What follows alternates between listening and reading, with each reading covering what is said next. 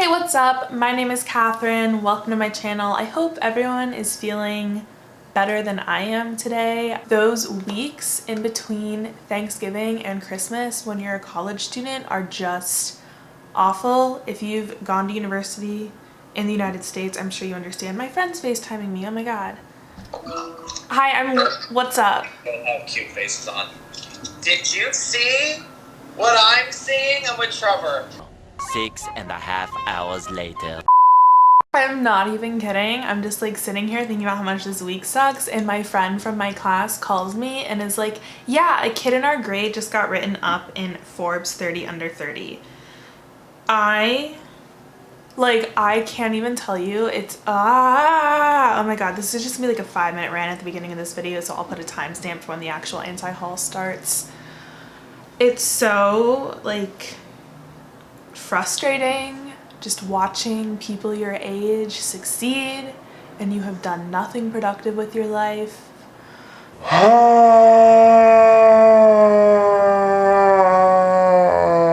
Anyone who's like survived undergrad, especially if you're in a creative field, like let me know how, because I'm about to be in my last semester of it and I'm like, oh my god, I just lie awake at night and I'm like, what did I do? What am I going to do? Anyways, in order to cheer myself up, I want to just drag makeup brands because anti-consumerism makes the world go round. And the things that makeup companies come out with during the holidays just like crack me up sometimes. Like it just gets really ridiculous this time of year. So I'm sure I'm gonna end up buying some of these things, but I don't have a job right now, so like not as many of the things as I would have bought last year at this time, because the money that I do have needs to go towards buying Christmas presents for other people. If you're new here, I'd love to have you subscribe. I haven't made a very good introduction. Like I don't even know what that intro was. God, where do I even start? Let's start with the ColourPop Going Coconuts collection. This I liked that they came out with this actually, because they haven't just come out with like a nice true neutral palette in a while. Like even all the neutral palettes that they come out with are like very like warm leaning or like very like red and like barely can even be counted as neutrals. So I feel like it's a cute addition to their 9-pan collection to have like a true neutral palette, because I feel like I don't really collect the 9 pans because I don't have all of them, but I do have a lot of them, and they're like nice, like cute little like desk pieces or like wherever you keep your eyeshadow palettes. Like they look nice there all together. So I can definitely see if like someone collects the 9-pan palettes, like why they would want this like neutral one to go along with it. I would love to see them do, hi Charlotte, a 9-pan palette like this, but it's all neutral mattes. I feel like that would be so nice. Like imagine you just have like ranging from like the whitest white to the blackest black, and in between like all the shades of brown that you could want. That'd be so nice. I was kind of just shocked at how bananas people went over this palette, because I was like, it is just a neutral palette. We have seen ColourPop do neutral palettes all the time, but I feel like that's just showing the direction that the makeup industry is going in for 2020. We've done the colorfuls, we've had the James Charles palette, we have Kesha Rose, Jeffree Star's palettes have all been a huge success, as much as I hate to admit it. And I think we've all just kind of taken a step back, reevaluated, and a lot of people are just getting back into neutral eyeshadows, back into soft glam, and I feel like that's totally going to be the vibe for 2020. So I didn't buy this, just like it didn't appeal to me enough to want it, but I can see why people liked it. Another ColourPop release. I'm probably gonna talk about like 8 ColourPop things in this video, because that's just the vibe. The ColourPop Frozen collaboration. I really don't like all of these Disney collaborations. Like obviously everything that a brand comes out with is a cash grab. Like that is the point of coming out with products, is to make money. But it just like, I don't know, it doesn't like, they never feel like they make sense to me. I do actually like the Elsa palette, like to a degree. It's just nice, like it feels like a winter palette to me. But I just like, ugh, I'm so over their pressed glitters in their palette. Like, I have not heard one person say that they actually like getting these pressed glitters in the palette, and I just wish they would stop putting them in. And I know I'm not the only one that feels that way. And that was my favorite thing about the Going Coconuts palette, is that it didn't have those glitters in them.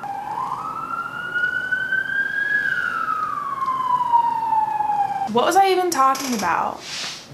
I'm just over the pressed glitter. Like, please stop. ColourPop, I literally love you so much. I own so much of your stuff and I love so much of your stuff. But the pressed glitters, it's just getting a little like, I was like, okay, you tried it. People don't like it, and for some reason you keep doing it. Like, I know that ColourPop will never watch my videos, but I have seen very large influencers say that they hate these pressed glitters. And I know that some like unpaid intern at ColourPop is probably watching these videos.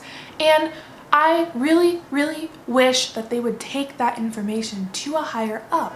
Because, like, wouldn't they like to know that no one wants these freaking glitters? Anyways, okay, what's next? Tarte and Lele Pons? No, like, that's it. No, thank you. Next. Actually, no, I am gonna say something about this. So people are like angry that they did a collaboration with a non-beauty guru, and I just like want to explain why from a business standpoint it does make sense. So doing collabs with beauty gurus, great. People who watch that beauty guru are probably going to buy that collaboration.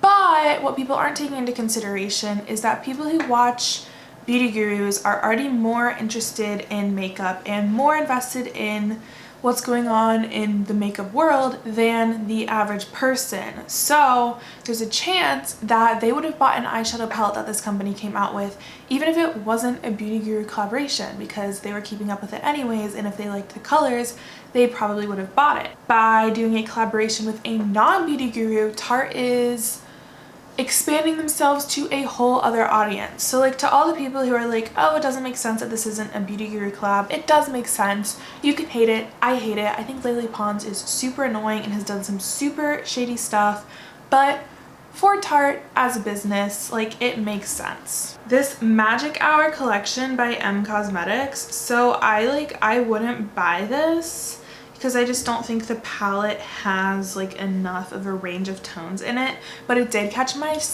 attention for a moment.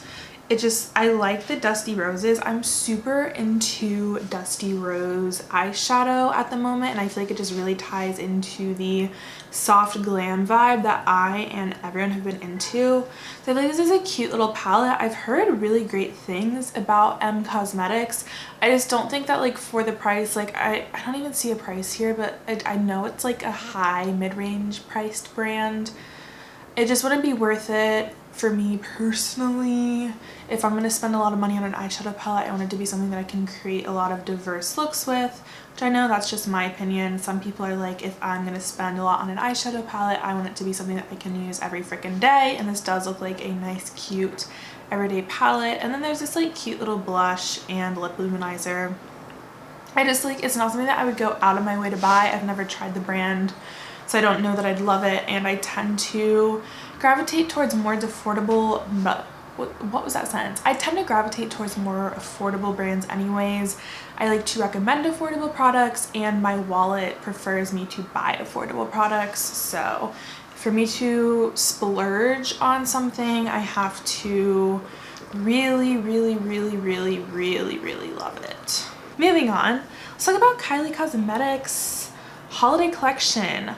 I'm not gonna buy any of this, but I do think that Kylie really, like, assuming that she does actually have big input in the products that her brand releases, like, I feel like she really does come up with good palettes in the sense that they're colorful enough and unique enough that they always seem to stand out to me. Like, I always like look at them and I do a double take and I'm like, oh, like, that's really like a cute color scheme. And like this one specifically, like it totally makes sense for the holidays. It's all nice like red shades that people would gravitate towards for the holidays. But she keeps her palettes like neutral enough that they appeal to the general public, because reality is the average makeup user and probably like the average person who is a Kylie Jenner fan isn't doing freaking like James Charles rainbow cut crease every single day.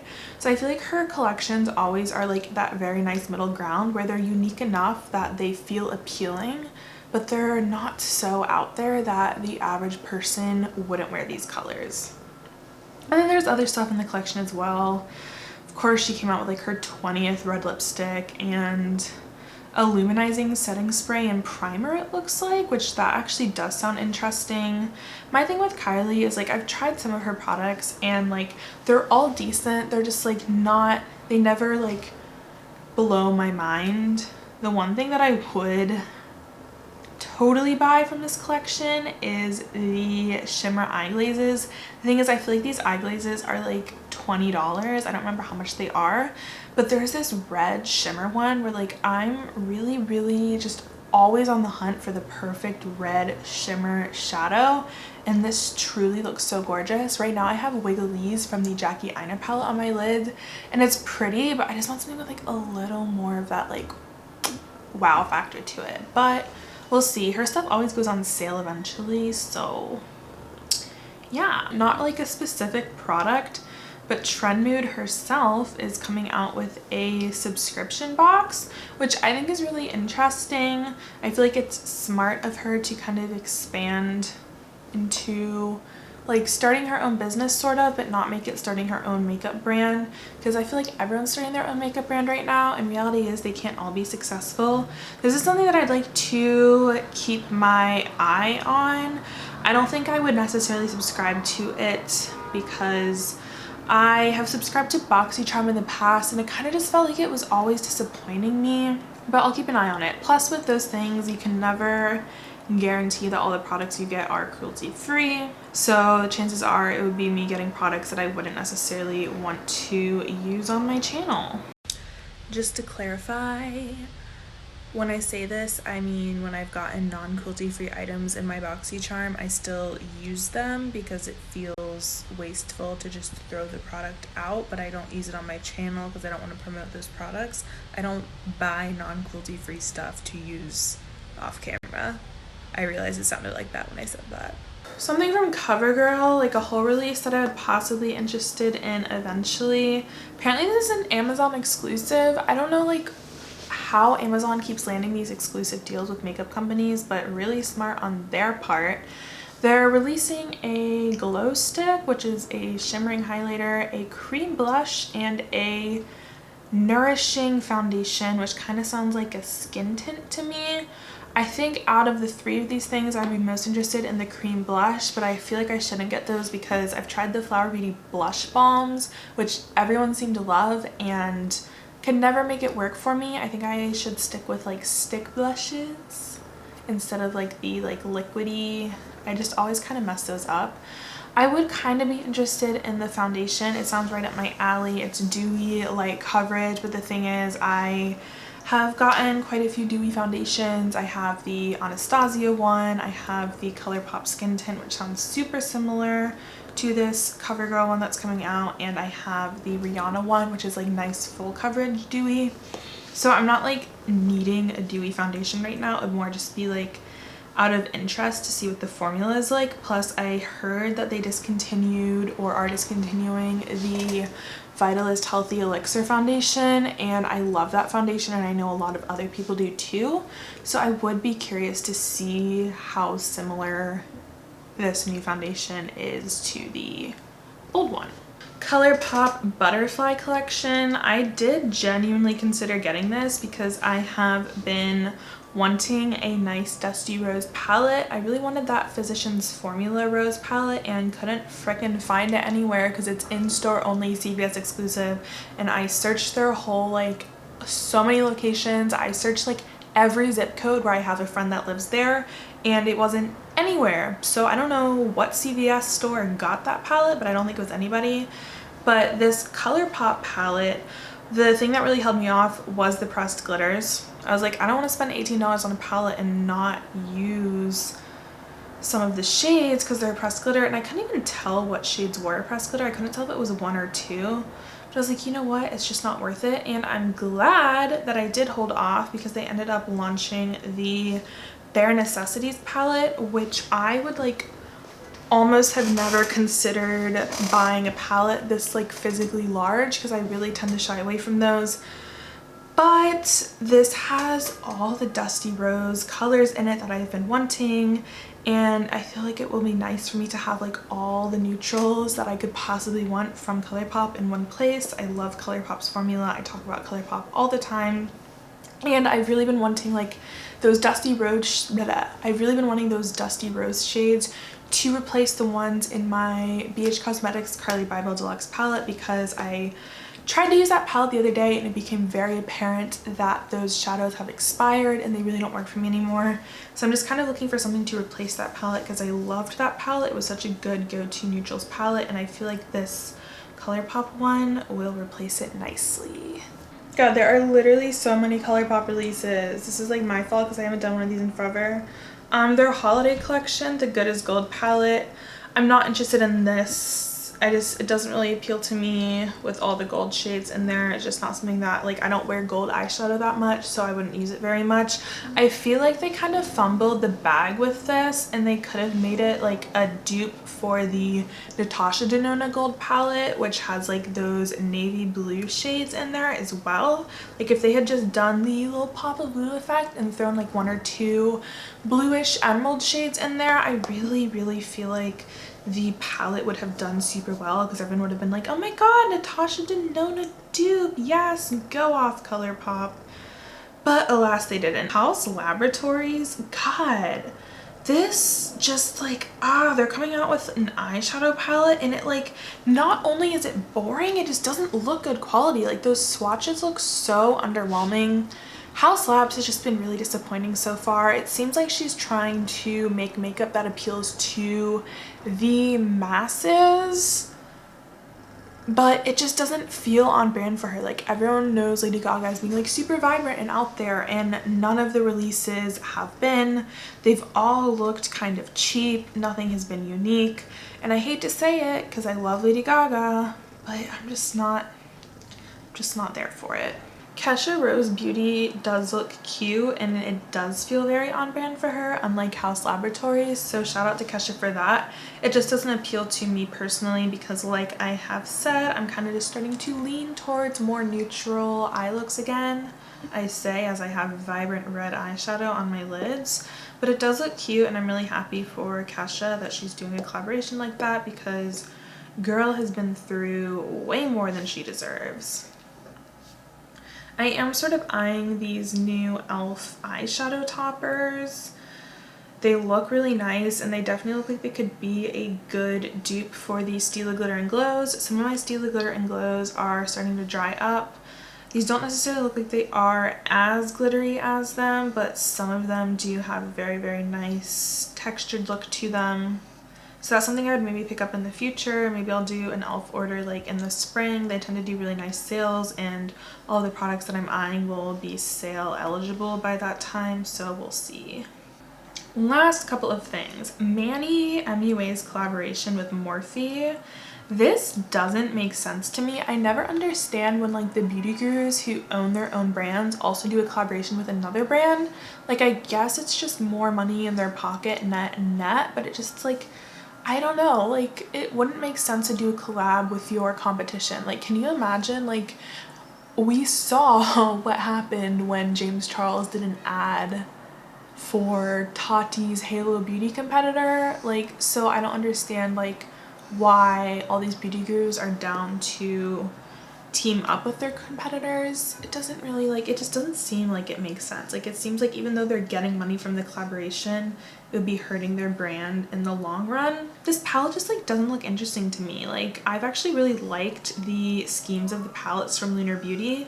Like his first palette was like a little boring neutral wise, but it just like, it makes sense for a brand to come out with a neutral palette as their first palette, and I've heard great things about the Moonspell palette, and this palette that he did with Morphe just looks so like, it's like, it's neutral in like the most boring way possible. Like it doesn't look like you can create like dimensional looks with this palette or anything.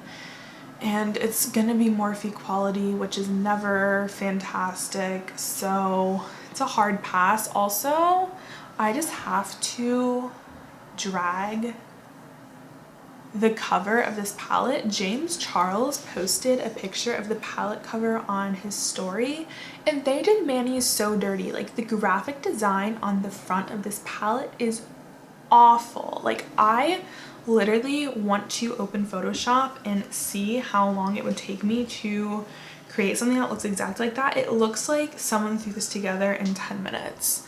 Like this is a graphic design nightmare. I hate it so much. It looks so bad. Like honestly, I feel like you could make this in like Microsoft Paint if that program still existed. God, I hate it so much. Glow Recipe is coming out with a banana souffle moisture cream. This is not something that I would have bought anyways because I tend not to buy expensive skincare. I hate banana smelling stuff.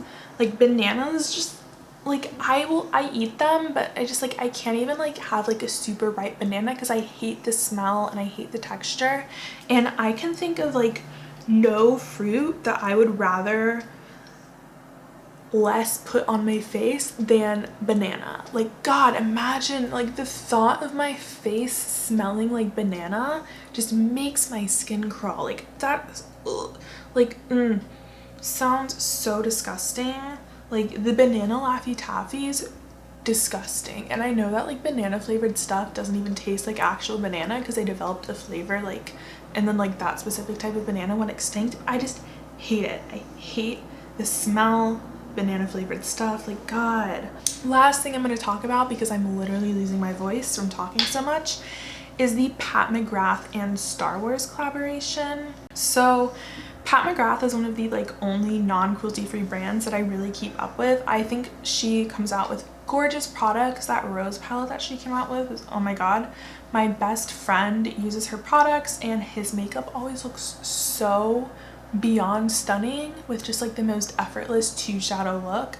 Like I really just am like, she's probably #1 on my list of brands that I wish would pull out of mainland China so that they could be considered cruelty free, which might sound so surprising because she's so expensive and I tend to like only buy ColourPop, but I just like love her brand and her brand vision. I think it's incredible.